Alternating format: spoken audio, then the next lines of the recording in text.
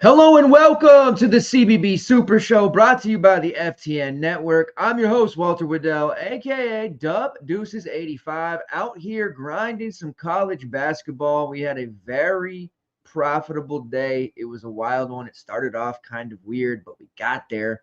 A lot of overlap in lineups because of bad pricing, but overall it was a very solid day. And we got those green screens that we're always hunting. Very happy about that.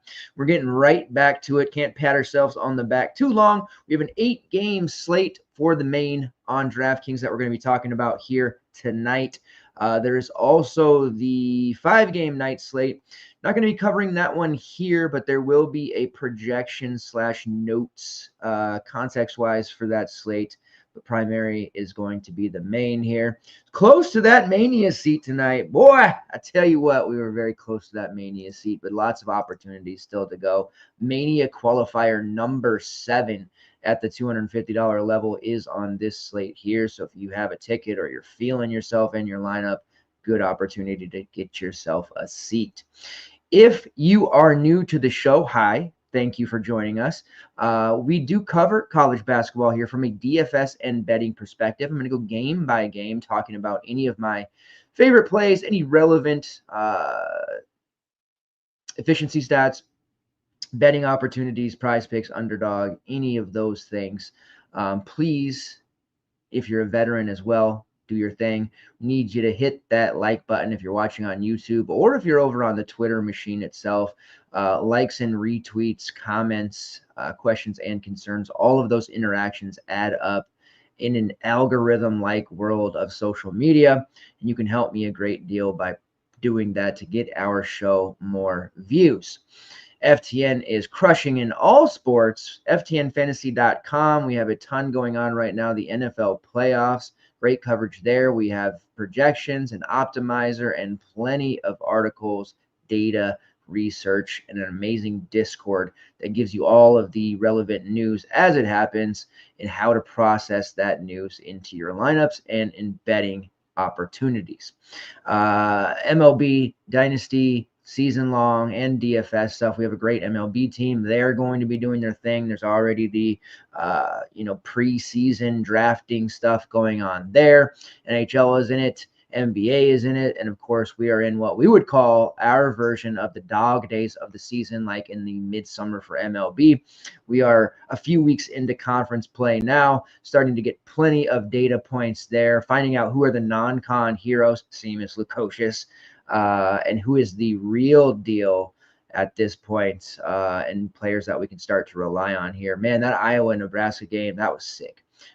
Foul trouble has been kind of hitting us a lot the past week and a half. Sanford had 2 early fouls. Peyton, not Price, mind you. It looked like dead to rights. We're going to have a bad night with Peyton. And then he has a sequence where he knocks down 3 triples in a row. Massive, legendary second half that he had into overtime. Iowa ends up winning that game there. They don't play defense. Kamari McGee from Wisconsin told us Iowa doesn't play defense. And you know what? He's right. But if they shoot like that, they might be able to beat some people like they did against Nebraska here tonight. With all that out of the way, let's get into it. These shows the rest of the week, we will be back Friday night as well. For the next month of the season, you can count on me being here with you Monday, Tuesday, and Friday night, covering all of the college basketball action. We'll have some college football content for the semifinal as well. We've been running pretty hot.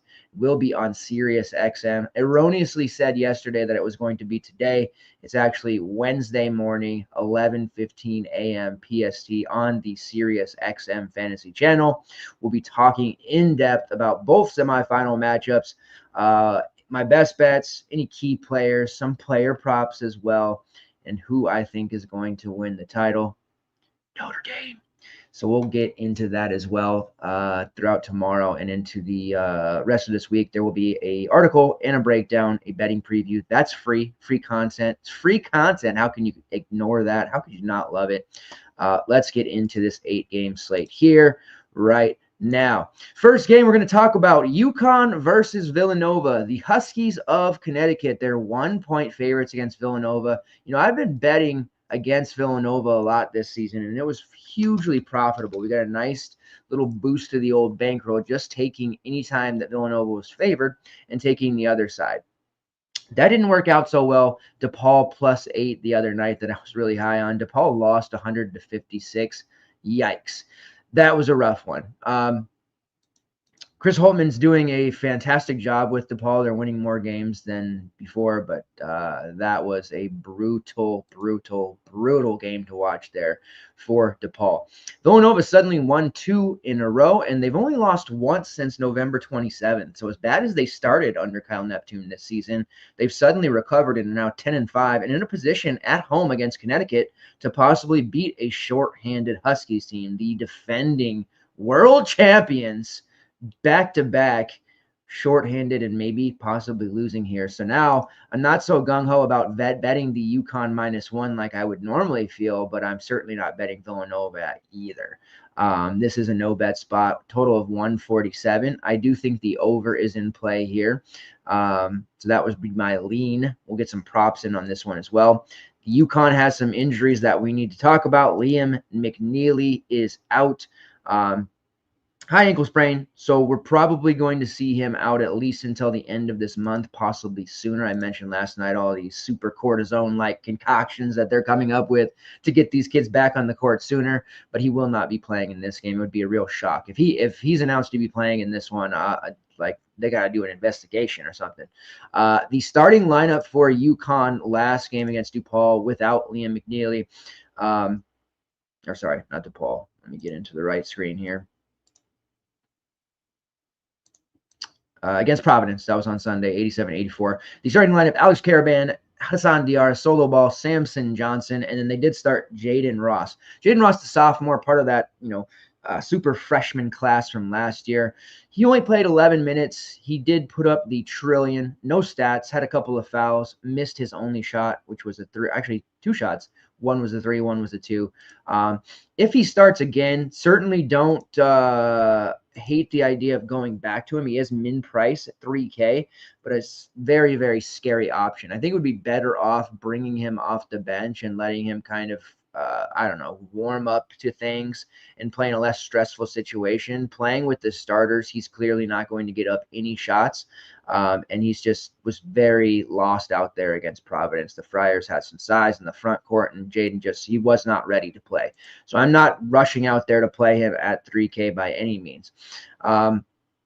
We're also not seeing Ahmad Noel, who is dealing with the shoulder injury. He has been available, quote unquote, for the last few games, but hasn't played since November 30th. I thought we might see him a little bit there in that last game. Perhaps, Coach Hurley gets him out there for a few minutes. Probably not enough to really utilize him just yet, as he is min price as well.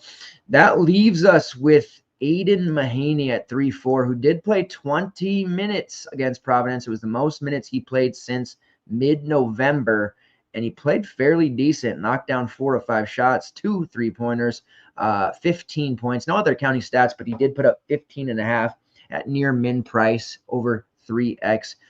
Game against DePaul before that, in 16 minutes, he put up 14, which was 7, 1, and 4 on 8 shots. So suddenly Mahaney doesn't look so bad. It was only a year and a half, maybe 2 years ago, his freshman season at St. Mary's, where Aiden Mahaney looked like he was going to be a WCC Player of the Year type of candidate, and he had that massive first half in the first game last year, and it was like, damn, this guy's going to be amazing. And then he just milk carton, flat out ended up on a milk carton. Where's Aiden Mahaney? I don't know where he is. I can't find him. Transferring to Connecticut, the talent is there. System doesn't quite fit him, but he does have opportunities here.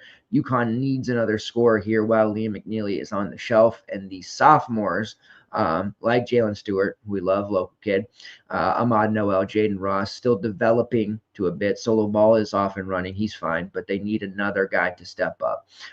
We have seen him take 17 shots combined in the past 3 games at 3-4. Might we actually use Aiden Mahaney? I think it's possible. Would he start here? It's doubtful, but going up against Villanova, they do have an opportunistic perimeter defense. But Mahaney's shooting is going to be needed here without McNeely. So definitely interested there. Solo Ball at 6'2" is really cheap. He's just absolutely chucking those threes. He took 9 of them against DePaul, hit 7. 4 against Providence, hit 2. 3 of his last 4, he's hit over 27 fantasy points. Definitely a viable look there. Balanced lineups tonight did well, and Solo Ball at 6'2" puts him right in that realm. The studs and scrubs with the values type of lineups there have been struggling a bit lately. The misprices galore that happened on this slate, we were able to take advantage of that with guys like Asa Newell, Peyton Sandfort. Might Solo Ball kind of follow in that realm? It's pretty possible. Samson Johnson still getting the start in the front court, but he's going to split minutes with Terrace Reed regardless. He is only 5'4", so it's a big discount from Reed, who is there at 7'2". Mainly, you're just hoping for foul trouble for the one you're not using. I'm probably not even looking to either of them. Villanova's front court was a bit of a DVP spot early on, but Enoch Bokai is starting to really handle business down low. I think that him and Samson Johnson probably get each other into foul trouble at this point, so it does give you a chance with Terrace Reed, who has a amazing fantasy point per minute number. High upside, but 7.2 is a little bit of a tougher price there for me to get to. Hassan Diarra, I think this is the most expensive he has ever been. I'm almost certain of it. At 8K, put up a 38 against Providence, 38 minutes there, 19 points, 8 assists, 3 steals. It was, I mean, this guy has 2 championships, and he's been a crucial 6-man piece for this team for a long time. But that was the best game I have ever seen Hassan Diarra play. And since they've been into conference play, which started on December 18th for them, against the likes of Xavier, Butler, DePaul, and Providence, which they've beaten all 4, he has put up massive numbers.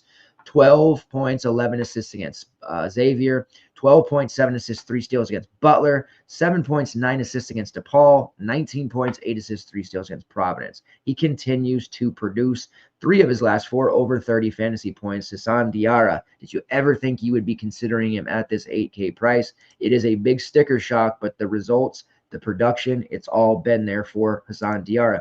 Alex Caravan played 38.5 minutes last game. Expect him to be on the floor for the duration at 8.8. He's not the same level of alpha at that range playing. He's a really elite secondary piece, typically having to play the alpha role on this team. Early in the season, his stocks were amazing, blocking every shot possible. Had 4 blocks against Providence. His stats, his fantasy totals are propped up by those stocks at times, but he is a solid 3-point shooter as well and getting volume. So at 8.8, I don't hate the idea. At least he's going to be on the floor for the entire game. Lastly, Jalen Stewart at 4.4 didn't get the start. I wouldn't be shocked if he slid in over Jaden Ross here. We've seen Stewart start in the past with these injuries, play big minutes. I'm still a Jalen Stewart truther for sure. Think that if he starts, he gets 20-22 minutes, makes him in play at 4.4. On the Villanova side, there's really 2 pieces to consider in this one, and because UConn, they're not as elite. Going into last year, I said this team's going to repeat. It seems pretty obvious. They have high caliber talent.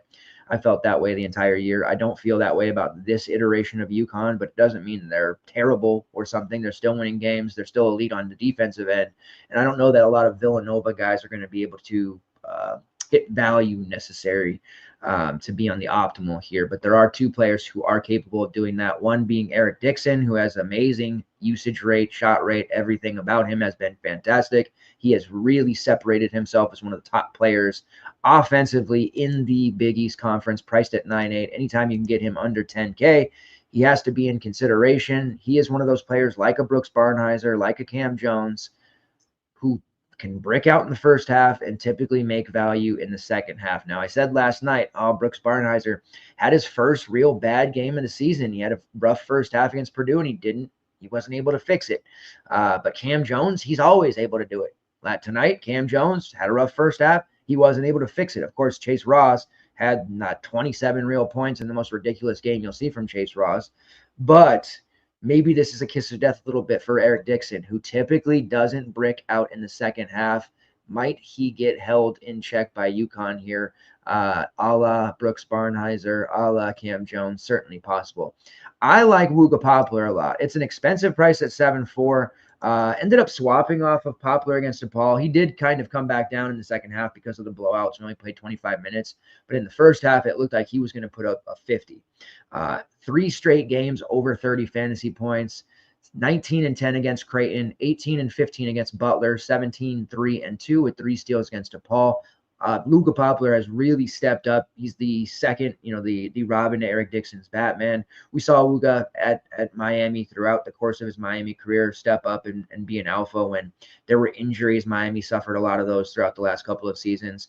Now he's in a spot where he is one of the guys, and he doesn't have to worry about someone behind him. Close game like this, we can expect him to play 37, perhaps even 38 minutes. He's an excellent play at 7-4, and I think people are going to overlook him a bit because they're going to go directly to Dixon, where they're just going to see that 7-4 price and think, that's a little bit too high for Luka Poplar, not realizing that, hey, he's in a much better situation than he was even in Miami. These kind of minutes, 38 to be exact, warrant serious consideration. Enoch Bokai was a guy that I did like as value. He put up 31 against DePaul, so his price has been jacked up. We do have a little tighter pricing today on this slate than we did on the Tuesday slate, so that's good. But Bokai at 5'6" kind of puts him out of range for us. If he was 4'6", would be very playable, but I would much rather have overpriced guys throughout because it does make it a little more challenging. Skills show out a little bit more, so we're not going to probably look too much to Enoch. We do have some value there in Tyler Perkins still at 4'6", playing that kind of 6th, 7th man role, playing mid-20s minutes. He's definitely in play. Doesn't have a ton of upside, but he is there. Can give you some salary savings. And then, third, fourth pieces like Jameer Brickus, Jordan Longino.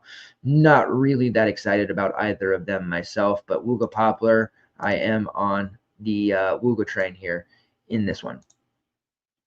All right, next game on the slate, USC versus Indiana. The Hoosiers are 6.5-point favorites, total of 149.5. Indiana, poorly coached. We know that. The double big situation that they keep running, 2 bigs on the floor with Malik Renew, Omar Ballo, not really working out too well. It's causing horrible spacing. Hubert Davis watches Indiana games with those 2 playing and probably gets really hot and bothered, I'm sure. But with Renew out with the knee injury, did miss the Penn State game. It does sound like he's going to miss at least another game. We'll see. If he does, it makes Mackenzie Mbako a very, very strong play. Omar Ballo's there at 10K. Back-to-back games over 40 fantasy points, dropped to 50 on a very good Penn State team, 25-13. 10K is a bit rich for my blood on Ballo without Renew. He's playing 30-plus minutes, so he's certainly viable there. USC has an endless amount of bodies that they can throw at Ballo for fouls, and he will foul them all out. But that is a really rich price. I would rather go to the 6'5" for Mbako. It allows him to play more of a stretch 4 role into his natural position. Mbako's been shooting a lot better lately, 3 of 7 from downtown against Rutgers, 4 of 8 against Penn State. Rebounding a little bit gives him those opportunities without Renew on the floor. 2 straight games, back-to-back games over 27 fantasy points as well. I know he started the season hot, but he's kind of fallen behind since. People aren't really using him. When he's priced up at 8K, almost 9K, very hard to utilize him. But at 6'5", this is exactly one of those buy low spots we want to target. We had a myriad of them today, again, with Sanford, Newell, and many others. But Mbako, I don't know that he will necessarily have the ownership that some of those guys had today. So very high on him against this USC team that has good defense for the most part. Perimeter-wise, Miles Rice there at 6'4", going to play all the minutes he can handle. Kenyon Carlisle played under 10 minutes last game. Seems like he's kind of going through the predictable growing pains. Things just not working out for him. He's really borderline unusable even at the min price of 3K. If he were to start, surprisingly, I would obviously consider him there, but I don't expect him to play more than 10 to 12 minutes at 3K. Not a lot doing there. We do have Luke Good at 5.1K. He was major chalk at 3.9. Had a huge game for his standards, 12.7 rebounds, 2 steals. His usage rate was well above career average in that game, and still playing the mid-20s minutes.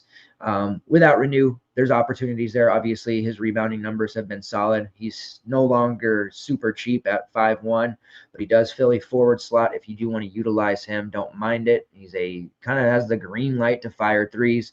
10 attempts against Nebraska, 9 against Winthrop, 5 in back-to-back games. So he's going to get those shots up. You have Trey Galloway at 5'8", playing all the minutes he can handle as well. Has settled in and relatively safe, 20-plus fantasy points in 3 straight. Don't hate the idea of using him, although I don't know that there's a lot of upside there. I would rather just drop down, take the discount with Good, which was what a lot of people will probably do, or find my way up to Mackenzie and Bacco. You have some value in Anthony Leal and Bryson Tucker. Low-end value, but if you want to make a GPP build with getting Ballo or some of the other pay-ups in there, the Mark Sears, Colin Murray Boyles of the world, you can maybe take a dart throw on a player like Bryson Tucker, who in short minutes has shown major upside in the past. Not as much, but he's definitely done it. He's a very good player. He's one that I hope transfers to like a mid-major because I think he could be really, really good. Just not a lot of minutes available here for him on this Indiana team. USC, they're super deep. Basically, the same situation that we dealt with Arkansas all year last year. Surprise, Eric Musselman has the Trojans at 9-5. This is a really frustrating situation because Bryce Pope played, nearly 20 minutes one game. Then he plays only 3 minutes the following. Rashawn Agee was really good in the beginning of the non-con, playing 20-plus minutes. Now he's playing 6. Kevin Patton playing 3 to 5 minutes throughout, dealing with issues. That he plays 28 in the last one. It's really hard to peg. The starting lineup is usually right now going to be Chibuzo Agbo, St. Thomas, Wesley Yates, love him, Desmond Cloud, and Josh Cohen. Now, Josh Cohen is one of those starters who loses minutes. He can't typically play with the faster teams that they're coming up against in the conference, and he just kind of finds himself left out on defense. So he starts and then ends up playing 15 to 20 minutes, if that. Kevin Patton playing 28 minutes is very interesting. USC has a ton of guys with injury designations. We know Terrence Williams, he's going to be out for a while with that broken wrist. Matt Noling missed the last game there. Has only been playing about 15 to 18 minutes a game anyways. Probably see very limited action from Matt Noling. That allowed Kevin Patton to, in a smaller lineup, play those minutes, and he was very effective. Put up nearly 30, priced there at 4.2. This one's simple. It's simple, but it's not. If he plays 20-plus minutes, he's going to smash that price. I can't sit here and tell you for sure it's going to happen. Eric Musselman probably doesn't even know. He has that tendency to play the hot hand, although he has really kind of circled around to Agbo, Cloud, and Thomas, and those guys are going to play big minutes regardless. And Wesley Yates is kind of working his way into that. So that 5th spot is just a rotating of hot hands, depending on who that could be. It would be better if Patton just started, and then we could just really kind of say, okay, let's play him and move on. But the start doesn't even guarantee him the minutes. And that's just typical Eric Musselman fashion. I have a feeling that Kevin Patton's going to be relatively chalky, but it's far from a slam dunk just because we don't know. If Noling is out again, I'd probably feel a little bit more confident there. I have no idea why they're not playing Rashawn Agee more. He's really good, but the rest of the bench is kind of lackluster. Wesley Yates in play at 5'6", 36 minutes against Michigan, 31 the game before. He's been pretty solid. He's missed some time here. Big time scorer if they allow him to continue to have the green light, and I think they will. So that's a nice price for him going up against an Indiana defense that's very stout in the front court, but the perimeter has been much worse. We've seen guards kind of tear up Indiana throughout the season.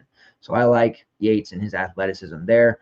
Agbo at 5'9" is a nice look as well. Chucks a ton of threes. That's his main contribution to the team. Very much in play. Has scored 25 or more DK points in 3 of his last 4 games. And then you have a very reasonably priced St. Thomas at 6'8". Has a bunch of upside there. And then Des Cloud at 7'1". Probably the best overall play for USC if you can get there. He's had some really big games against a myriad of opponents. I think he does absolutely dice up this Indiana defense. Does lead the team in usage at 25.2%, has a shot rate of 21.5%, which is behind Wesley Yates, who leads the team at 26.5%. But Dez also has an assist rate of 25% and draws 6.1 fouls per 40. So a lot to like there for him. USC, as tough as that rotation has been to figure out on the ancillary pieces, we do know Dez, St. Thomas, and Agbo are going to play a lot of minutes. All right, next game on the slate here, a real barn burner, FSU versus Miami. The total is 154.5, which is a little on the higher side. Miami 1.5 point favorites. I think Florida State wins this game, so I am sprinkling the money line there on them. Miami, very tough the last couple of years. Injuries, the state of NIL, Coach Larinaga, who made it seem like he was never going to retire. He's quite elderly, if you will. Just no longer able to do things with this team and compete, even though they have a budget, a mile long. They have the money to make this work, but it's just not working. 4-10. So he's gone. FSU, they've had their bit of problems as well. Leonard Hamilton's probably the next old school coach to retire, but I do think they're better than Miami at this point. On the Miami side, you need to know Nigel Pack, who is dealing with a foot issue, so he didn't play in their last game. It'll be simple there. If he doesn't start, we don't need to worry about him. He is cheap at 6-1, so I relatively high ownership if he does start. All of Miami is cheap, though, under 6.5K. Brandon Johnson there at 6.2. Matthew Cleveland at 6.1. All of them project quite well because of the lower price. Matthew Cleveland would be my favorite play. He is having to play just about every single minute, take every single shot, and do everything for this team. And it has led to some really high-end results. So Matthew Cleveland at 6-1, that's the best overall look. Lynn Kidd at 5-9, dealing with that Florida State front court. At least he's at home. I always worry about fouls with Lynn Kidd. He's more of a GPP look to me. He would be a good qualifier play. And then if Nigel Pack is out, this will make a difference on a particular value here. We did see Jaleel Bethea, the freshman, start and play 25 minutes. Jalen Blackman, AJ Staten McCray, both of those guys played under 15 off the bench. So Bethea very much in play. If we are seeing Nigel Pack not start and out, Bethea is 3.9K. Can be a big-time scorer. He has scored double digits in 2 of his last 3 games played. High-end freshman, highly rated coming into it. I doubt he'll stay after this year, but maybe they can give him some additional minutes going forward. But that'll be the big determining factor there if Nigel Pack is in. Guys they brought in like Jalen Blackman, Staten McCray, they just haven't worked out. No interest there. We do have a value that should continue to start in Divine Ukachukwu. Divine has played over 20 minutes in 4 straight games. He has been a very nice welcome addition to the rotation. 7 assists against Virginia Tech, had 20 fantasy points. Easily the best game of his career to date.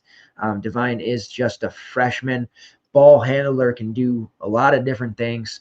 Has started 4 straight, though. Definitely going to use him on this slate here. More of a semi-balanced look for me. But his assist rate is skyrocketing up. He is not a great 3-point shooter, but he's getting to the rack with reckless abandon. In conference games, he's one of the best 2-point field goal percentages in the ACC, and he definitely should continue to see time. All the more better with Nigel Pack potentially out, but even if Pack plays, Divine is kind of working more as the facilitator, even with Pack off the ball. Only 3.6K. Divine Ugachukwu is our top value, along with Matthew Cleveland. So we might come out of this one with 2 Miami guys, which is not for the faint of heart by any means, but feels like the right thing to do. As far as Florida State goes, there are 3 plays in particular. I do these, my office is in the garage, basically, in case you're wondering what I'm doing over here. I got the little heater going, but once I get started here and get rattling off, it gets a little warm, so I got to unplug it. So not doing anything nefarious, just wanted to make that clear.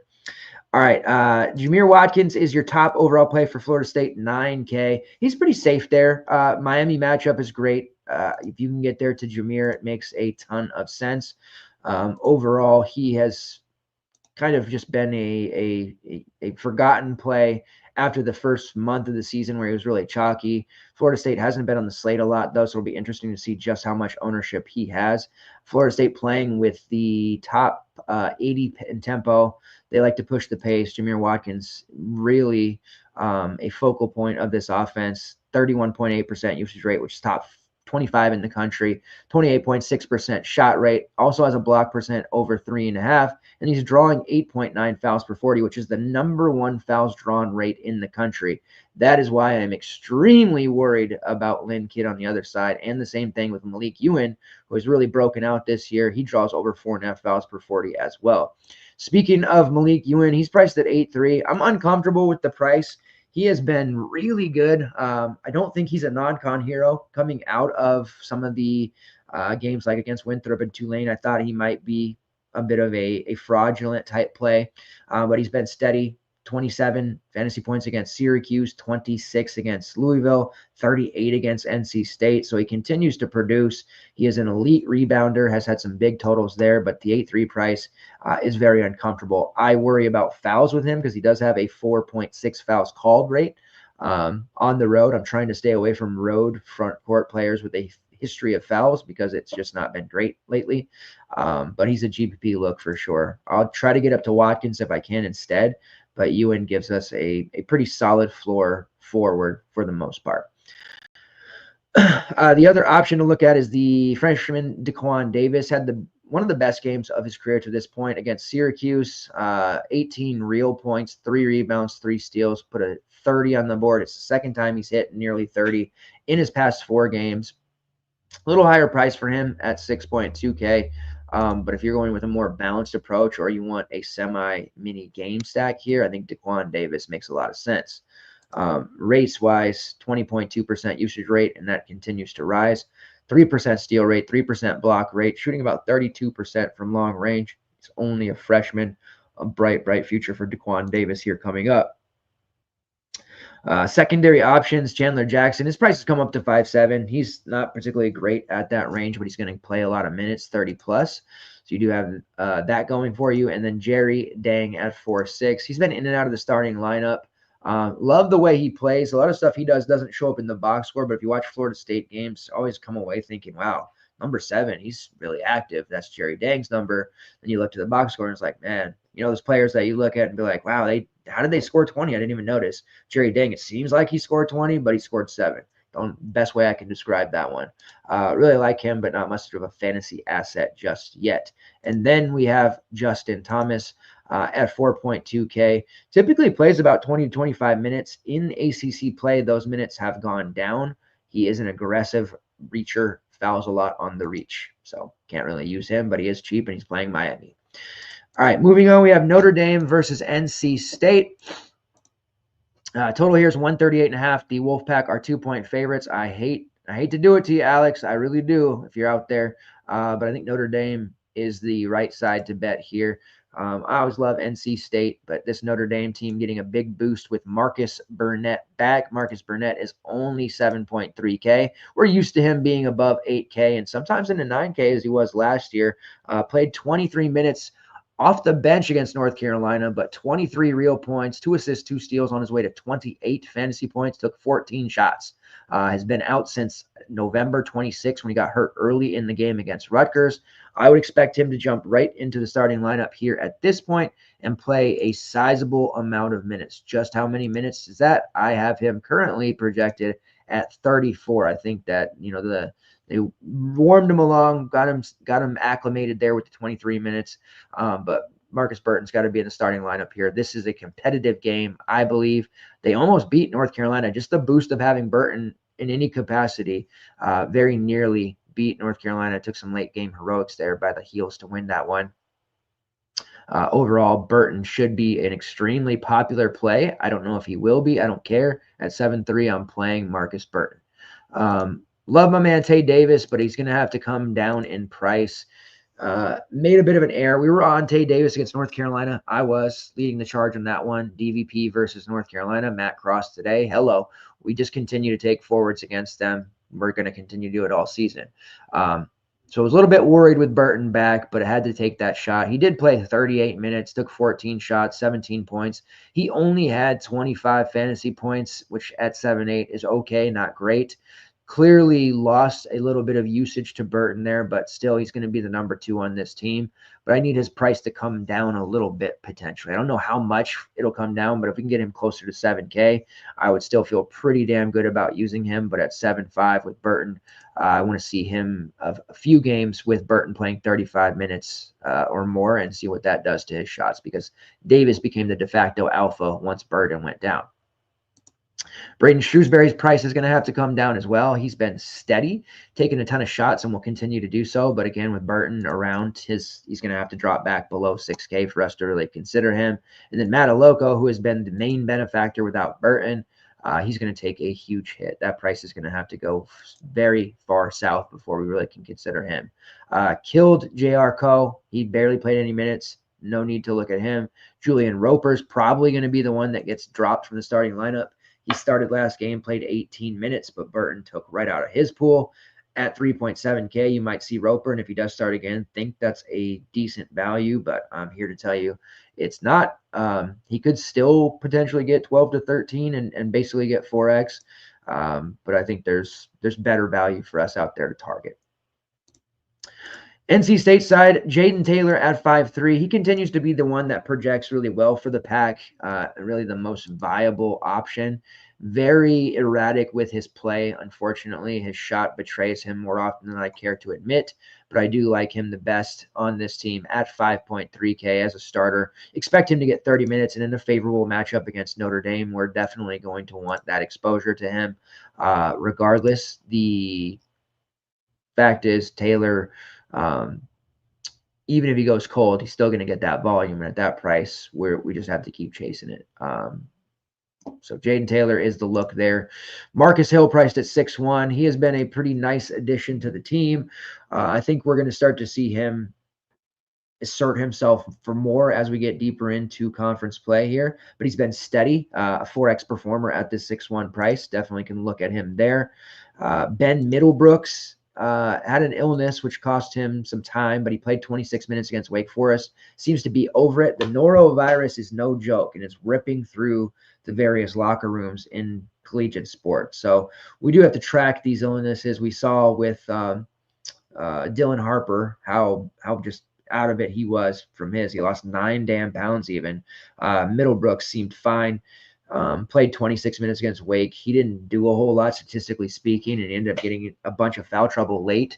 But the fact is, I expect him to play 25 to almost 30 minutes in this game at 5'7", so definitely in consideration, but a low-end play. At 5'2", we have Brandon Huntley-Hatfield, the Vols cast-off.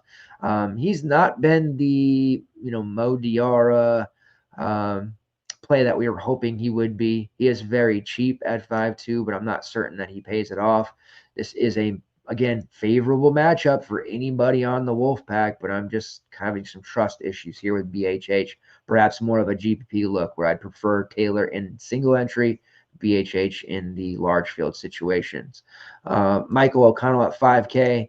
The facilitator on the team can knock down threes. He's solid at 5K, should be able to get you that 20 fantasy point mark. Kind of represents a nice value piece that's not going to bottom out all that often, and he has the ball in his hands a lot. And then you have Dontrez Styles at 5'8". Was pretty much the top performer against Wake Forest. Blowout loss against Wake. Wasn't great. 11 points, 10 rebounds for him. I'm curious to see if people chase that at 5'8". I'll pass. But he had a good game. I want to see more Dennis Parker Jr. He's there at 3'3". If you're running multiple lineups, do yourself a favor and throw Parker out there. He definitely has upside, super athletic, finally healthy. Just needs to assert himself further and kind of get a steady increase in minutes to 20 to 25. If we can get somewhere in that range with Parker, he splashes this 3-3 price. If he plays 12 to 14, then it's kind of a moot point.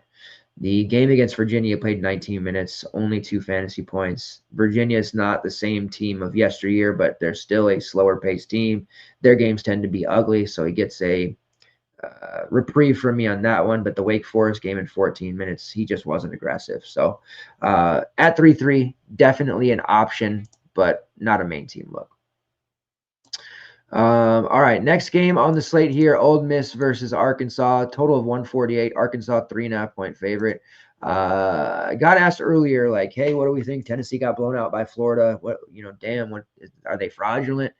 No, the SEC is just going to continue to beat on each other. This is clearly the best conference. Throughout the last couple of seasons here, the Big 12 has been the best conference in college basketball, and I think it's pretty undebatable. But even though the champions come from the Big East, but this year the Big 12, it has some weak marks. They're not as strong overall. They're a little top heavy. Even the teams at the top are susceptible. Kansas, eek. But the SEC, top to bottom, I mean, it's just war out there. Vanderbilt was favored over Mississippi State, I believe, and the talks of, Vandy's court's tough to play on. It's a road game. Watch out. Like, I'm a big believer in Mississippi State. I love this team. I think they're gonna surprise people in March. They went in and despite some early trouble, beat Vanderbilt, and that might look like just an okay win at the end of the year when you see Vanderbilt's record. But if you sent SMU into Vanderbilt, and I like SMU, I love Matt Cross, but we've seen them get their doors blown off in back-to-back games by Duke and North Carolina. You send SMU into hostile territory in Vandy, they're probably not coming out with a win, and they're probably losing by 8+. So this SEC conference is just going to continue to beat on each other. Florida just lost to Kentucky. Games scored a total of over 200, which is just absolutely ridiculous. Kentucky shows a little gassed out there. They lose to Georgia on the road 82-69, despite the fact that Georgia, wasn't competitive against Ole Miss just a couple of games ago. This is just going to be a conference that continues to beat the snot out of each other. So the Vols had a bad shooting night. Florida didn't. Florida smacked them around. That game will look different when it's on the Vols floor. There are no more undefeated teams, so parity reigns supreme here. But I am not worried about Tennessee. And I'm bringing that up because Arkansas is favored here against Ole Miss at home. Arkansas's game over on Saturday against the Vols, aptly and or ironically enough, they got just absolutely destroyed 76-52, just absolutely dismantled. And this is an Arkansas team that played Baylor close on a neutral, played Illinois close on a neutral, beat Michigan, which Michigan looks like Michigan right now is the scariest team. Obviously Auburn, probably the best, right? And there's a few others that are really high caliber. But to me right now, the scariest team you don't want to see in March right now is the Michigan Wolverines. And Arkansas has a win over there, not for them on a neutral, and just got absolutely dissected by Tennessee. So what I'm trying to get at here is the SEC is war. And I don't think we can really write anybody off, and all of their games are going to be truly competitive for the most part. Yes, there'll be blowouts. Yes, there'll be stuff that happens, but a game like this is especially going to be competitive. And I almost wonder if people just automatically see, oh my God, Arkansas got destroyed. No thanks. I can't utilize them. We definitely want to look to Arkansas. Big Z, Zvonimir Ivicevic, he's questionable for this matchup. His minutes have been dwindling. He started off the season so hot, playing 23, 25 minutes and just absolutely torching 30+ fantasy points. Now he is unplayable, unusable in the last, month of the season. Must be perhaps a lingering injury that they weren't talking about before, but that's interesting because that's about 8 to 12 minutes that become available. Trevon Brazile was the play that I really liked over the weekend. Unfortunately, he was in foul trouble the entire game against Tennessee, only able to play 13 minutes. Did jump up to 5-1 from 4-7, but he's still very much in play. I'm less worried about foul trouble at home against Ole Miss than I should have been against Tennessee. Expect him to get back into the 25-minute range. Uber athletic. I think Brazile does have a nice game here. Jonas Idu's price jumps from 4-3 to 5-1. He didn't get into foul trouble against Tennessee, so he played 29 minutes. If he's going to play 30+, even at 5-1, he's a great option. I think he's probably splitting that time more in the mid 20 to 25 range as well with Brazil. So it's kind of a pick your poison there. Idu's been steadier, but Brazil has shown a touch more upside. So I do prefer Brazil. And if Big Z is out, I think we could see Brazil hit, closer to 30 minutes, which would be a really good spot for him. John L. Davis returned.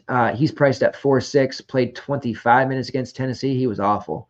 John L. Davis. You got to wonder, should he have just stayed at FAU? Should he have, I know Michigan's admissions are notoriously difficult to get through. We've seen them lose out on several high-profile transfers, but I've got to question John L's decision here to go to Arkansas because his last year of eligibility seems to be wasted.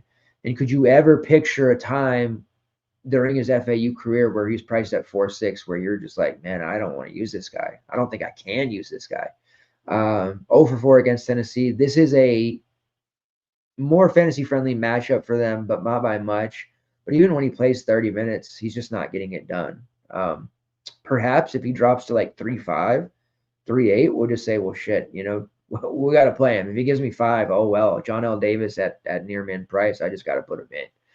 At 4.6, we don't have to quite feel that way just yet. And I don't like his individual matchup against Ole Miss, but he's cheap for sure. Boogie Fland at 8-1 is a excellent play. I think Boogie Fland could potentially play the entire game here. He has really worked out quite well to the point where I'm starting to think he's probably a one and done. We'll see. And then Odu Tiero at 8-2. He's had his fair, amount of foul trouble as well. Mostly stays out, has the highest upside on the team. Really like Odu Tiero, elite GBP play at 8-2 here against this Ole Miss team. But one of Brazil or Idu, I think, is your main team look here. Ole Miss side, Jalen Murray came off the bench for the first time, I believe, all season. Played just 23 minutes against Georgia. Makes it difficult to want to utilize him. The Ole Miss guard rotation is kind of spotty, but the player that started over Murray was Devon Barnes, who was priced at $5K, and he played 34 minutes in that win over Georgia. His minutes have been kind of all over the place, but at $5K and a starter, gotta like the opportunity there for Devon Barnes up against an Arkansas team that can get after it defensively. They're physical, but they do lack discipline at times as well. And I think Devon Barnes is a very interesting play. Peripherals are very safe. He's not as much of a scorer, but if he can get 9 to 10 real points, I think he has a chance to put up a 5X or higher number here if he starts. The slate starts a half an hour early, again, just like today. But the second wave of games that starts at 4 p.m. and 7 p.m. Eastern, this is one of them. So we'll have that starter info in front of us for the most part before the slate really starts. The UConn game will already have started, but we can work around that. So if Barnes starts, playing him. If he doesn't, I'm probably backing off. Mikael Brown-Jones will be out for this game. I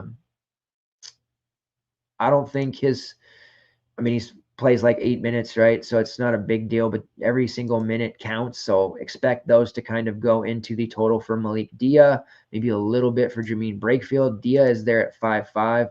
Perhaps we see him play somewhere between 22 to 25 minutes. Dia has been putting up 20 plus with regularity and just playing 15 minutes a game. So any amount of additional time for Malik would be nice. So good for Belmont. Just has been a kind of a weird forward rotation here. There seems to be a little bit too many mouths to feed on this Ole Miss team, and they haven't quite established a pecking order. Here we are, rounding into the second week of January here shortly, and we still aren't that certain of what the pecking order for Ole Miss really is. And they're all priced about the same.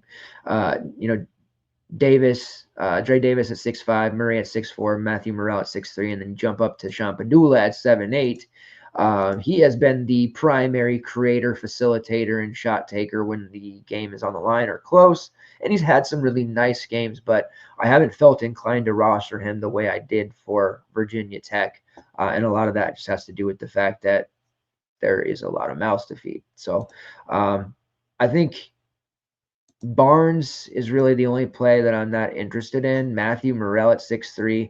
that's advantageous to a degree, but we all know how Matthew Morrell can disappear. Morrell is not that player where if he has a bad first half, he's typically just done. He's not going to rectify that in the second half like a Brooks Barnheiser. He's just flat done. And I don't feel like being tied to Matthew Morrell early in the day on this slate. We'll see. Take a look. The projection on him is about what you'd expect it to be, 3.6x, 3.7x, nothing special. But definitely some interest here in Barnes and perhaps even Malik Dia to a degree. All right, next game on the slate, Alabama versus South Carolina. Total in this one is 156.5. Bama a 10-point favorite. If a bottom feeder in the SEC is starting to develop or starting to emerge, not really something that you want to emerge as, but it's probably starting to turn into South Carolina. And that's too bad. But South Carolina has some good wins over the top of the SEC, funny enough. You have LSU. They're going to struggle a bit. They have a ton of talent, though. But we're going to see LSU lose a lot of conference games. Texas, I'm unsure of. They started out the gates pretty rough in conference. They're learning real quick how good this conference is. But I think Vanderbilt, Missouri, and South Carolina, those are probably the teams that'll end up being a little bit lower and when it's all said and done after they get done beating each other up. But South Carolina is 10-4 overall and potentially the worst team in the SEC. So again, shows you how good this conference is.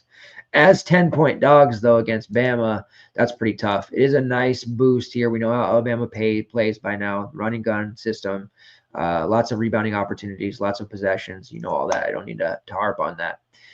Miles Stute will be out. So those of you who have a Ty Berry problem, a Caleb Grill problem, and a Miles Stute problem, meaning you just can't stop rostering these guys who are cheap and continue to brutalize you, at least you don't have to worry about that with this slate because Stute is out. That's about 27 minutes to go around, though, so that is significant. That's got to go somewhere. Perhaps the freshman Cam Scott, priced there at 3.3. Could we see a spike for him? Could we see a start, perhaps? Morris Ugas, who is there at 3.9. We've seen him start to play more. He has impacted the game more. His overall stats aren't particularly great, but opportunities there for him at 3.9. And then you have basically the same player in Jacoby Wright and Zach Davis. Even with more minutes, I don't have a lot of interest in them. They've had multiple opportunities to show us otherwise. If I had to pick one, it would be Zach Davis, but I have no faith in him whatsoever. Nick Pringle, the revenge narrative is hot here as Pringle takes on one of his former teams here, Alabama. Priced at 6.3. I think he's just going to end up fouling a bunch, trying to make a bunch of highlight blocks. But if he can get into the 30-minute range, he's definitely got upside there at 6.3. Jamari Thomas, the best overall perimeter player on the team, but he's priced at almost 7K. I don't like that very much. I'm not paying that price for him. And then you have Colin Murray Boyles, who is just the all-everything for this team. He really struggled against Mississippi State because Mississippi State's front court is devastating for most teams. He had a great game against Clemson, 22-9, very impressive there. They scored 91 on Clemson. Big game against Boston College, big game against Virginia Tech, just brutalizing the ACC, absolutely detonating. Big game against Xavier. Like, he's just continued to produce time and time again. So there's no reason to not like him in this spot, especially at home. But I have to admit, he's more of a secondary play for me overall. I miss the days of paying like 6K for him. On the Alabama side, I hate to say it, but I'm not that interested in Alabama. And I know most people are and will be and will semi-stack them whenever possible. But Alabama's rotation, as they get healthier, it just continues to get deeper and deeper. And the way that they play, they need to roll out these hockey-style subs. Now, they blew out Oklahoma, a team that was undefeated at the time, which is absolutely insane. Absolutely insane. Just shows you how ridiculously tough this conference is. But they ended up playing 13 guys in that game. Granted, it was a blowout, and 4 of them played less than 10 minutes. So making it seem worse than it is. But pretty much in this situation, Mark Sears, Grant Nelson, in a competitive game, those two are going to play 30+. Maybe LeBaron Phillin, who I love. I mean, Jesus, I Kansas could really use him right about now, couldn't they? Maybe he gets close in a competitive game. He's been in and out of the starting lineup. I think they've settled in on him as a starter, which they should. And then you have Jaron Stevenson, who is starting games, which I disagree with, but not a D1 coach, so who cares, if I think that or not. Clifford Amarui, both of them playing 18 and 22 minutes. Stop me if you heard this before. It's the Bruce Pearl system. Then you have guys like Darian Reed, who have a ton of upside as a freshman, playing 15 to 20 minutes. Aiden Holloway, really high upside sophomore, playing 15 to 22 minutes. And then Chris Youngblood, who's healthy, good to go and everything, but has settled into a role that offers him 18 to 22 minutes. So it's really difficult for anyone on Bama to be a priority. Sears at 9-4. If South Carolina can make this a competitive game, I mean, Sears dropped 50 piece on Oklahoma in a game in which they scored 107 points and won by over 20. 22 and 10 with 3 steals. Just an absolute huge game. Sears got off to a kind of a slow start, he and Wade Taylor on the Texas A&M side, but Sears has really kind of started to take flight here and become the high upside pay up that we expected him to be, like he was last year. Same with Grant Nelson at 8-5. 30 plus minutes, putting up 40 plus. He doesn't even need it. He put up 30 in 22 minutes against Kent State, 45 against North Dakota in 36 minutes, 38 against SDSU. That was in 25 minutes. And then the blowout win over Oklahoma, he put up 40 and 29. So he doesn't even need those big minutes. He's playing well. He's priced at 8-5. You don't need me to tell you that. Aiden Holloway had been a really interesting value for a long time, but now he's up there at 5-4. A little bit more damage that he can do to your lineup, so I'm not that comfortable with him. Omo at 5-4, just not getting enough minutes. Diabate had some major upside the end of the non-con season, but his minutes are now really erratic. Need to see a few games from him against SEC opponents to really see what he might settle into. 4.9 price, there's a ton of upside there, but I don't know that he'll get over 10 minutes. Leaves Youngblood at 4.8, Darian Reed at 4.7. I think you can actually play Reed in your main. It's a little tough, but he is proving to be a high fantasy point per minute play. The 4.7 price is the highest he's been all year. It's a little different taking a shot at him at 3.9, 4.1 as it is to 4.7. He has gotten some starts throughout as well. So if he were to jump in a starting lineup, I think I would like him. Probably not going there off the bench, but don't be so quick to write him off. He doesn't need a ton of minutes to still pay that price off. Overall, if you're not paying up for Nelson or Sears, I don't know that there's enough here anywhere else on Bama to look to. LeBaron has been phenomenal, paying at 7.6, but he's still the third or fourth option. So I don't feel tremendously confident or comfortable paying almost $8K for a guy who's not the alpha. All right, we've rolling right through here. Colorado versus UCF. The total in this one, 147. UCF 5.5 point favorites. Kansas, it's been a rough start to the season. And, they're clearly not the top team in the country right now. Clearly probably not even top 2, maybe not even top 3. A home loss to West Virginia, a shorthanded West Virginia team, that's rough.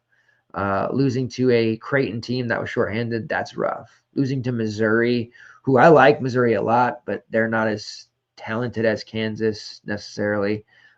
Losing to them, that hurts. They took out some frustration on the road against a UCF team that, shout out to Mike Randall, betting extraordinaire at FTN.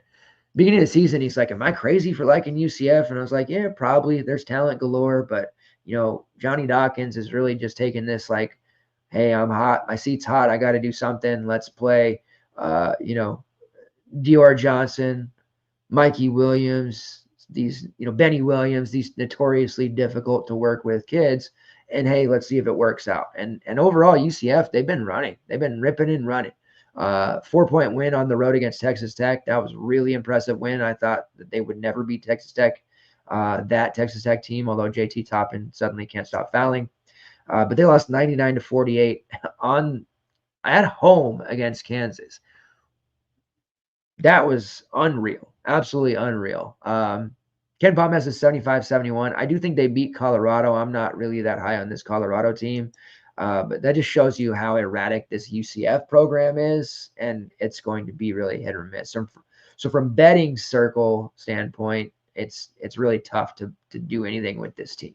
But we have some plays here DFS wise. Keshawn Hall at 7K coming in with that guard forward eligibility.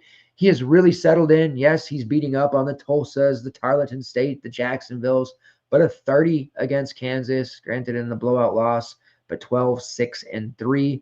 And then a 37 in that win over Texas Tech. He really took over. Once JT Toppin had to go to the bench with foul trouble, Keshawn Hall just continued to relentlessly attack. He also was hitting threes with reckless abandon, knocked down 4 in that game, 37 fantasy points. I really like Keshawn Hall. That's one of those mid-range plays where I think people might overlook to a degree, but he's really good. In this Colorado team, I don't think they're going to be able to check him. He's a really good shooter, but he's also able to bang to a degree. He does a lot of things well. I like Keshawn Hall quite a bit. Probably my favorite overall UCF play. You also have MoTM. He's hit or miss, foul issues. I think he kind of has some trouble with the Colorado front court, just being able to stay on the floor. But when he does, the upside at this 5-5 is massive for him as well. Has carved out a nice starter role for the team. His overall usage and shot rate's not great, but he has an elite offensive rebounding rate. He has an elite block rate, top 15 in the country. And he does draw a fair amount of fouls, but he also has a 5.5 fouls called per 40 rate. As far as the perimeter goes, we did see Jalen Sellers return, and he did start. Played the 14 against Texas Tech, and then they inserted him into the starting lineup there against Kansas. He played 21 minutes. He actually got off to a decent start, scored a couple of buckets, and it's like, okay, Jalen Sellers, let's go. Vintage Jalen Sellers perhaps. But then he proceeded to do nothing but stand around for the remainder of his minutes and only had 7 fantasy points. He's back in play again in a more favorable matchup, or at least an easier, I don't really like to use that word, but easier matchup here against Colorado.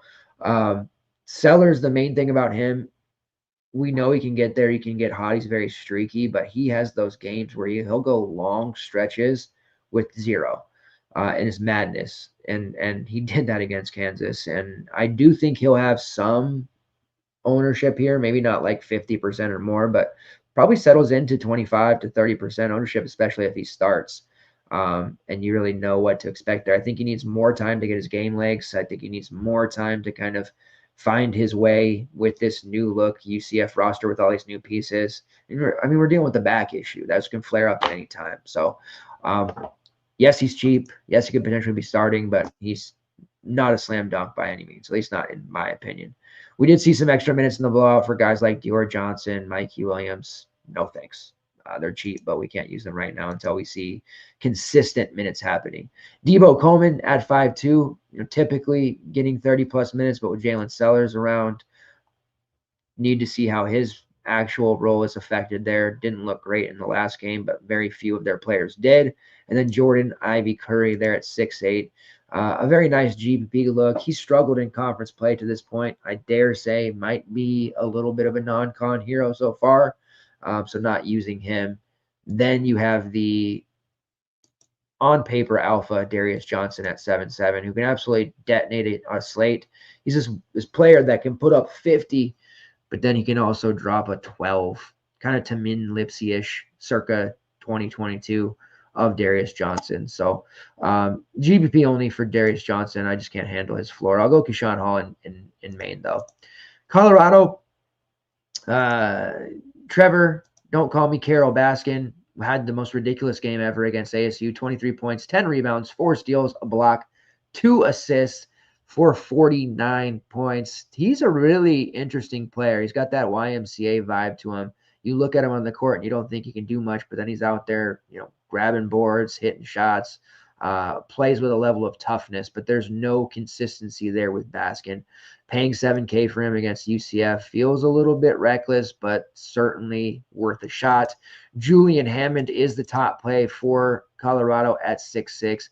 A lot of empty minutes against ASU. Look for him to bounce back. All that did was bring his price down. He was up over $8K for a couple of games after breaking out there And he put up 33 against Iowa State, by the way. But after that tough game against ASU, he drops to a much more affordable 6.6K. And when you look through at the various perimeter options for Colorado, Hammond has really established himself as the alpha out there, has a shot rate of 25.3% and making a roughly 41% of his threes. So Hammond and Baskin, those two, the most obviously with their salaries where they are. Andre Jakumovsky, seemingly all good, healthy now. Has been in and out of the lineup, and minutes have kind of been erratic here, but he did play 30 against ASU at 6K, certainly in play. I don't have a lot of faith in him. I don't find myself, when I fade him, feeling too bad about it, but certainly in play to a degree. Elijah Malone is a nice GPP look at 5'6", if he can stay on the court. Foul issues there too. I think him and TM kind of neutralize each other, so not a ton of interest there for me. We do have some semi-cheapies, guys, we can look at. RJ Smith at 5'5". He's kind of usurped Javon Ruffin and some of the other perimeter options. He played 29 minutes against ASU, 32 against Iowa State, and he's been kind of churning out some fairly productive games overall. Shot rate is currently 17%. That's been on the up, and a 21.1% assist rate, and he is currently on the qualified attempts. You have to hit a certain or shoot a certain amount. He's shooting 54% from long range. That's on 42 attempts. So that is fourth best in the country right now with at least 40 attempts. So he is an absolute just shot maker, and a lot of that has happened lately as he's gotten more minutes, worked his way into the rotation heavier, and leaning on him a lot more. The game against Iowa State was especially impressive because that's a very hard team to score against, generally speaking. And they, only lost by 10 a game. I thought Iowa State should have really honestly blown their doors off. Smith has been in the starting lineup ever since December 7th when they played Colorado State. I don't think he's going to be coming out anytime soon. Didn't help for Javon Ruffin to end up missing some games there, be ineffective for the most part. The back issues flaring up on him left and right, seemingly. So RJ Smith is a very nice look there. I think you can use him. Trying to fill my lineups lately with more of those 5 to 6K range guys. I definitely think RJ Smith is one to do that with. Last game on the slate, Butler versus Providence. Total of 138.5. Providence, 2.5-point favorites. Now I like Providence to win this one. Butler, it's bad. It's bad. Butler has as much as I love Mississippi State, and I really do, our dear friend Rob, who's a big Butler fan, they beat Mississippi State all the way back in late November. Gave me a hard time when I said Mississippi State is going to be a team that gives people problems in March. If Mississippi State played Butler here today, tomorrow, right now, they would absolutely smack the shit out of Butler. So not too worried about that.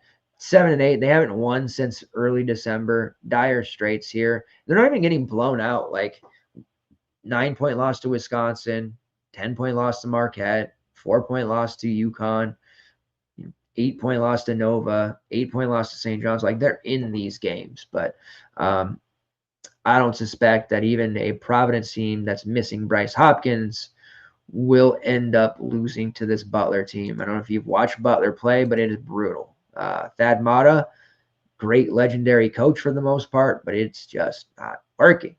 I would not think that we'd see Bryce Hopkins anytime soon. He has only 6.9K, so if you hold out hope and do some swapping and he ends up starting, then you'll have yourself a really solid leverage play over the field. But the knee issue, I just don't know if we're going to see a healthy version of Bryce Hopkins again at the collegiate level. I'm not saying he won't play again. I just don't think we're going to ever see him at 100% for the rest of the year. And that's too bad because clearly with Hopkins, this Providence team is very good. Without him, maybe not so much. Providence played a hell of a game over the weekend. That was a fun one. Up against UConn, had UConn on the rope several times before eventually bowing out and blowing the lead there, losing 87-84. Jaden Pierre scored 24 real points, priced there at 6'6". He's been solid. Bensley Joseph didn't start, which was interesting. The big news of that one was Wesley Cardette, who is the big-time scorer for Chicago State. Very much struggled to find a shot or really get, acclimated to this system to where he can be a regular contributor. But big piece, hit 7 of 13, 18 points, 3 rebounds. One of the best games I think I've seen in a Providence uni for him. Very aggressive, attacking dunks, layups, just getting to the rack, getting some free throws. Priced at 4.9. I like Wesley Cardette once again here in this matchup against Butler, and I think that price will scare some people off because overall he hasn't been as aggressive. But I think something flipped in that UConn game, and I think we see more of the past iterations of Wesley Cardette, and that's only going to help Providence. Back on Ryan Mila, the youngster at 4.7. It's a big price boost from the 3.9 price point, but he's just super active. He's going to continue to play 20 to 25 minutes, 10 points, 6 rebounds, 2 assists, and a steal against UConn. I love Ryan Mila. He's going to be fantastic here, especially next year. At 5.3, you have Oswin Urhumwinzi. He was really good in the game, against that UConn front court. The starting lineup changed. We know Bryce Hopkins out for that one. Bensley Joseph didn't start, and we saw Oswin come off, the freshman front court player, and play 32 minutes. And he was pretty damn good before he fouled out. 6 points, 9 rebounds, 3 blocks. Just an absolute menace there against UConn and anyone that tried to drive into his house. Would expect a similar starting lineup, which is probably Jaden Pierre, Oswin, Corey Floyd, Wesley Cardette, and Rich Barron. Would love to see Ryan Mila get into the starting lineup over Barron, but they need Barron more for some ball handling help. Bensley Joseph has been victimized here. So, he's had some really good games, but 18 minutes against Marquette as a starter and then off the bench against UConn playing 20. So we can't use Bensley Joseph right now. And they've flirted with Anton Bonke, the 7-footer, in the starting lineup. He's not ready, too raw. So I think that the lineup they used last game is really the best for them. So Oswin at 5.3, Cardette at 4.9, and Mila at 4.7. Those are the 3 most playable options for Providence if we can't have Hopkins. And I expect Pierre to absolutely chuck once again. But he's typically not giving us enough in those ancillary categories to warrant paying almost $7K for him. On the Butler side, Kobe King got the start over Finley Bizjack. He's priced at 5.4. 20-plus minutes for Kobe King certainly puts him in play here against Providence. I don't hate that. As far as the value pieces that are getting minutes, Bizjack, Landon Moore, Bowden Kapke, no real upside to speak of for any of them. Andre Screen is a really solid fantasy point per minute player. You saw he put up 40 against UConn at 5'8", has foul issues, not too confident in him being able to stay on the floor on the road against Providence. So I will pass on him. Pierre Brooks and Pat McCaffrey at 6'9". They're priced pretty much where they should be, and that just leaves us with Jameel Telfort, who's basically 8K, put up a 50 against Villanova, playing every single minute. So while Butler struggles to find, the right combinations, Telfort is just doing everything for this team. He's relatively safe. The Providence, they gave up 19 and 8 to Hassan Diarra. We saw Solo Ball hit a bunch of threes. Aiden Mahaney had 15 off the bench. Like, we're seeing some good perimeter play against Providence from a fantasy standpoint. And Telfort is nice because he plays all over the place, multiple positions, high usage rate, just all over it. So I don't know that he gets enough attention across the industry. And I almost wonder if he is a potential posh play here in a game in which Vegas expects it to be close. The St. John's game, Telfort played 40 minutes. It was one of the worst games for him. He did have 5 turnovers, but again, he's playing every single minute. Curious about his rates? Let me tell you. 23.9% usage rate, 24% shot rate. Both of those lead the team. An assist rate of 23.1%. So he's doing some facilitating there. Also drawing 5 fouls per 40. And making 41% of his threes. So Telfort is an excellent option. If you don't feel like paying up for someone like Ballo, Dixon, Sears, CMB, I don't blame you. Going to that next tier down, Diarra, Telfort, Boogie Flan, those types of options, I don't have any objection there. And right now I'm kind of feeling like I want to get back to the balanced style of building that was so successful for us for years and worked out really great tonight. So that's kind of where my head is at. All right, let's get into a core 3 here for this one. Pull up the old projection sheet here.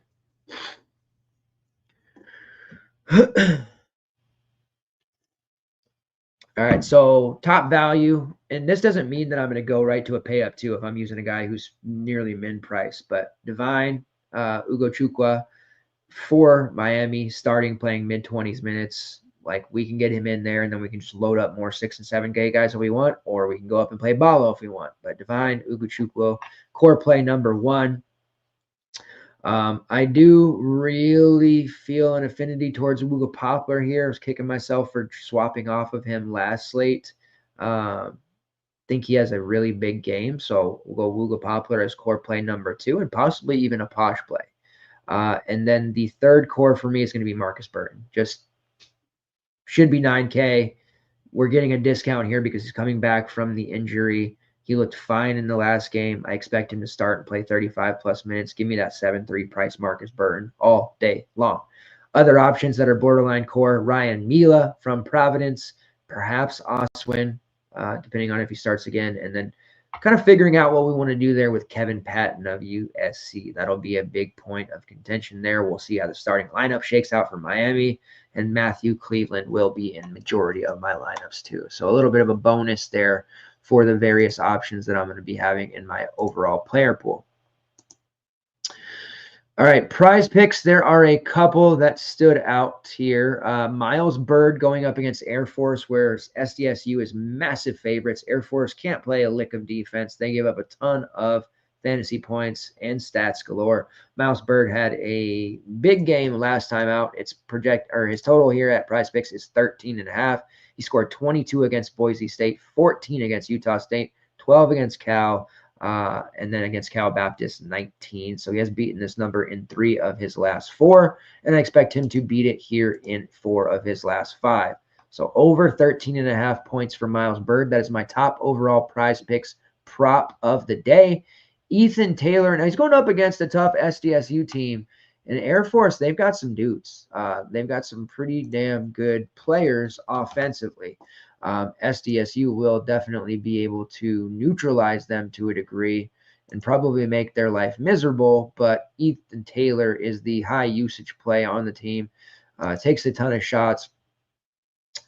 He has struggled recently.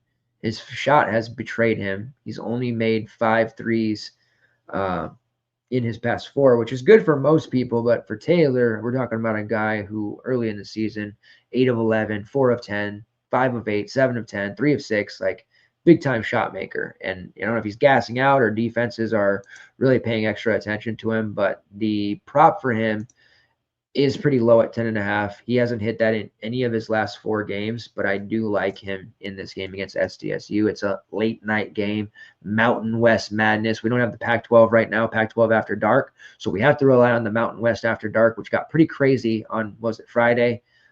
Give me the over 10.5 points for Ethan Taylor, over 13.5 points for Miles Byrd as those two go at it and face off in that game.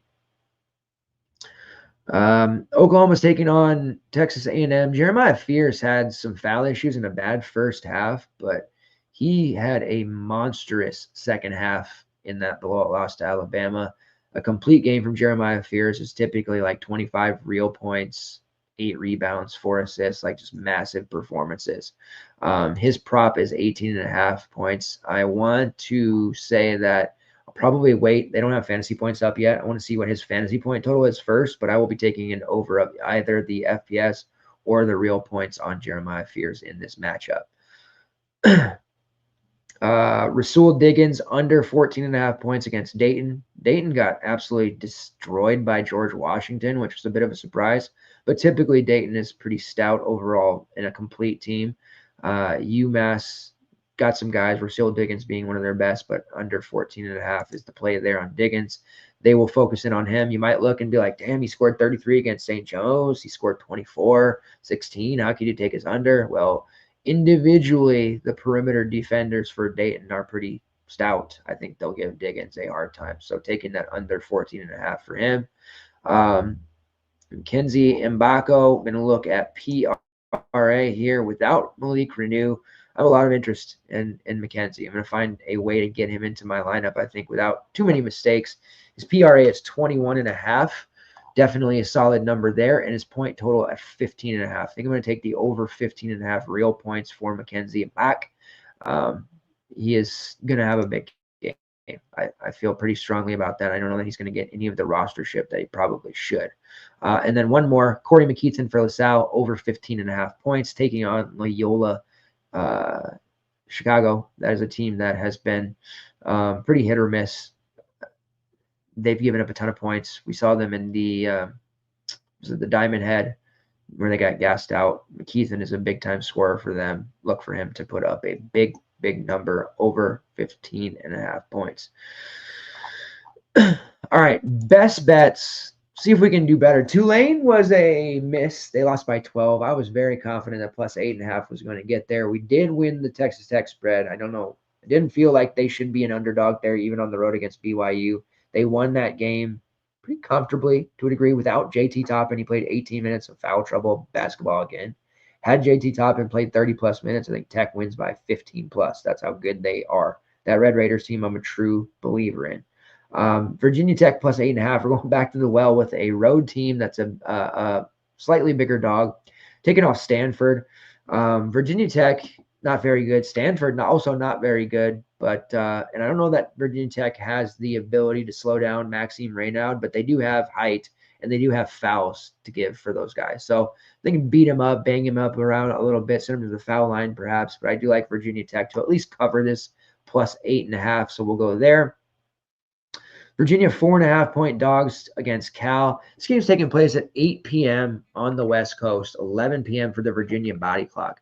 Now, from East Coast to West Coast, it's not nearly as harsh as going from the West to the East and playing early. But I do think it's enough to throw Virginia off. So I do like Cal minus 4.5 against Virginia. It's a really odd matchup to see on a Wednesday night at 8 p.m. Very, very odd. The conference realignment is giving us these very bizarre matchups. Providence outright and minus 2.5. That's probably my most confident bet of the day. Providence against Butler. And then one more here. Charlotte going up against FAU. It's a total of 155.5. They're also plus 6. Don't mind sprinkling the plus 6, but this is the one where I'm taking the over 155.5. I think both of these teams combine for closer to 160. So I'll take that over and feel pretty darn good about it. And then one more, George Washington against Rhode Island. I don't have a lot of faith in Rhode Island. I do have a lot of faith in George Washington, especially as they get healthier. Plus 5.5 against Rhode Island. We'll lock that one in and see if that gets us a few window trips. Will be, now that CFB is winding down, a lot more active in the betting Discord for CBB and the tracker as a whole. On FTNFantasy.com, we have trackers for all sports, all analysts. You can hold us all accountable every time, but there will be a lot of movement and stuff going on throughout the day as we load up the tracker and the Discord with our picks. There's High Point playing tomorrow. I'm going to have a pick on that one, looking into it a little bit more. Florida State versus Miami. I already mentioned I kind of lean the Florida State side there, but we'll have official picks locked and loaded tomorrow morning and into the afternoon and into the evening as we approach lock for those games. So with that being said, we are finished up here, an efficient and very productive show. Hope you guys enjoyed it. There is also, again, the 5-game night slate that there will be coverage for. Penn State taking on Illinois, Arizona State versus Kansas, Texas A&M versus Oklahoma, Virginia Tech versus Stanford, and Virginia versus Cal. We'll have projection sheet up for that. And then Sunday, this Sunday, we'll have a slate breakdown article for each college basketball main slate, in addition to the projections, in addition to the show. The most robust content that you'll find in the galaxy. Appreciate your guys' continued support. We'll be back Friday night, 9 p.m. PST, midnight on the East Coast, as we break down the big Saturday slate for college basketball on DraftKings and FanDuel to a degree, as well as Prize Picks, Underdog, and any and all betting opportunities. Let's get those green screens and window trips. Appreciate it, guys. Take care. I'm out.